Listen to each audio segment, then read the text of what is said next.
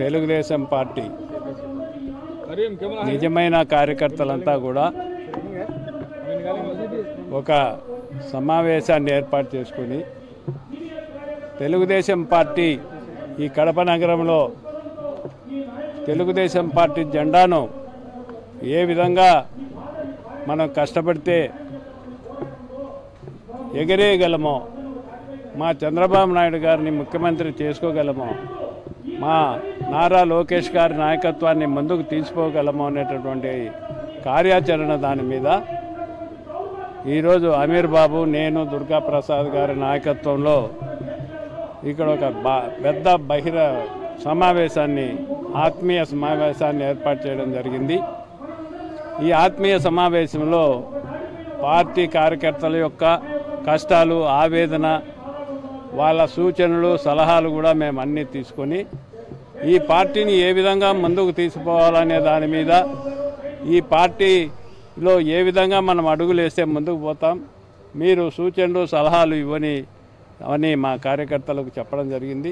వాళ్ళ సూచనలు సలహాల మేరకు మేము భవిష్యత్తులో ఈ పార్టీని ఏ విధంగా కడపలో కాపాడుకోవాలనో ఆ కాపాడుకునే ప్రయత్నంలో కొన్ని స్వార్థ శక్తుల యొక్క యుక్తులన్నిటిని కూడా భూస్థాపితం చేసి నిజమైన తెలుగుదేశం పార్టీని ఇక్కడ జెండాను పాతేదానికి అడుగులేస్తాం, సాధిస్తాం, ముందుకు తీసుకుపోతామని సవినీయంగా విజ్ఞప్తి చేస్తున్నాం. అదే ఈరోజు మా కార్యకర్తలు, నాయకులు వారి యొక్క సలహాలు, సూచనలు తీసుకొని రాబోయే రోజుల్లో అందరం కూడా చంద్రబాబు నాయుడుతో కలుస్తాము. వారి యొక్క కష్టాలు, నష్టాలు అన్నీ కూడా మేము చెప్పుకుంటాము అని చెప్పి వీళ్ళంతా కూడా చెప్పడం జరిగింది. చూద్దాము. మాకు చంద్రబాబు నాయుడు గారి పైన నమ్మకం ఉండాలి. ఎందుకంటే ఈరోజు గత 4.5 సంవత్సరాల కాలం నుంచి కష్టకాలంలో ఎవరు కూడా ముందుకు రాలే. రోడ్లపైన, పోలీసుల యొక్క లాఠీలపైన అరెస్టులు, కేసులు అన్నీ బనాయించుకొని ఈరోజు మొత్తం నాయకులు, కార్యకర్తలందరూ కూడా చాలా కష్టపడినారు. ఈరోజు ఎక్కడో మీరు తీసుకొచ్చి మా పైన రుద్దగాకని చెప్పి అందరూ కూడా కార్యకర్తలు అందరూ కూడా వారి మనోభిష్టం మేరకు నిర్ణయం తీసుకుంటారని చెప్పి నాకు పూర్తి నమ్మకం ఉండాలి.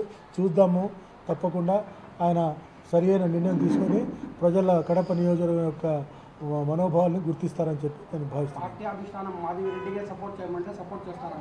అది ఇంతవరకు ఆయన మాకు చెప్పలేదు. చెప్తే దాన్ని మా కార్యకర్తలు వాళ్ళ అభిష్టం మేరకు నడుచుకుంటాము.